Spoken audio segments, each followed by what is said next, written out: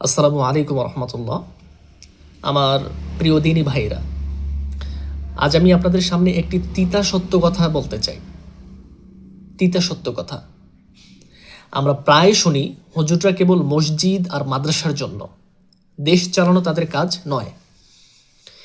এই কথাটি কেবল আমাদের দেশের মানুষের মুখের কথা, নাকি এর পেছনে কোনো গভীর ষড়যন্ত্র আছে? ইতিহাসের দিকে তাকান।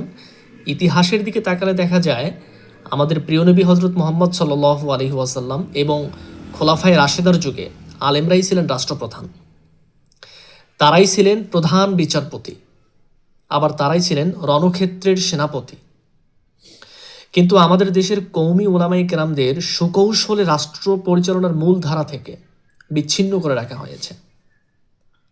কেন এমন হয়েছে বা কিভাবে এমনটা করা হয়েছে, এর মূল কারণ লুকিয়ে আছে পশ্চিমা বিশ্বের নীল নকশায়। ব্রিটিশ শাসনামল থেকে আজ পর্যন্ত পশ্চিমা সাম্রাজ্যবাদীরা চেয়েছে ইসলামের একটি বিকলাঙ্গ রূপ প্রচার করতে। তারা চায় আলেম সমাজ কেবল তাসবিহ পাঠ আর জানাজা নামাজের মধ্যে সীমাবদ্ধ থাকুক। কেন তারা এমন কেন চায়?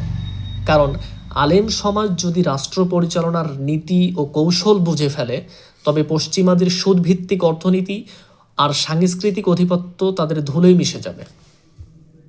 এটা সত্য।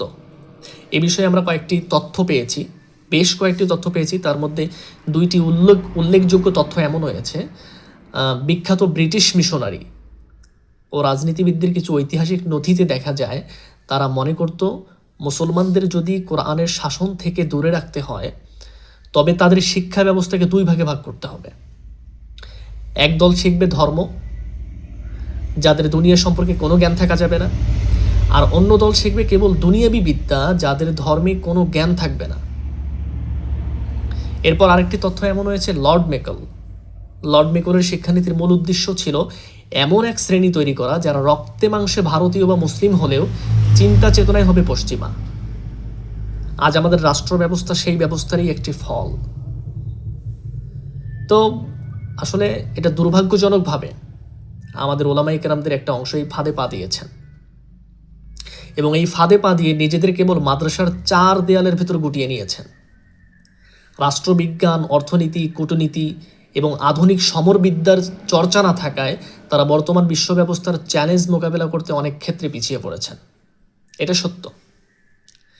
অথচ নবীজির সুন্নত ছিল মসজিদ থেকে রাষ্ট্র পরিচালনা করতে হবে। ইসলামী রাষ্ট্রের প্রতিটি নাগরিক যেমন সৈনিক, তেমনি প্রতিটি আলেমকে হতে হবে সমাজ রাষ্ট্রের পথ প্রদর্শক। আমাদের মনে রাখতে হবে, ইসলাম কেবল কিছু আধ্যাত্মিক মন্ত্রের নাম নয়, ইসলাম একটি পূর্ণাঙ্গ রাষ্ট্র ব্যবস্থা।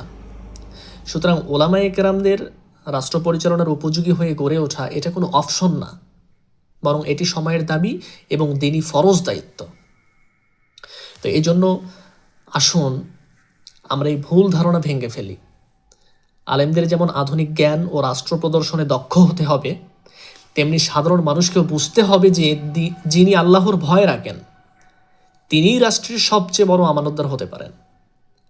আমাদের ঋত গৌরব ফিরে পেতে হলে মসজিদ মাদ্রাসার জ্ঞানকে রাষ্ট্রযন্ত্রের সাথে একীভূত করতে হবে। আল্লাহ আমাদের নবীজির সেই পূর্ণাঙ্গ সুন্নতকে সমাজে প্রতিষ্ঠা করার তৌফিক দান করুন। আল্লাহুম্মা।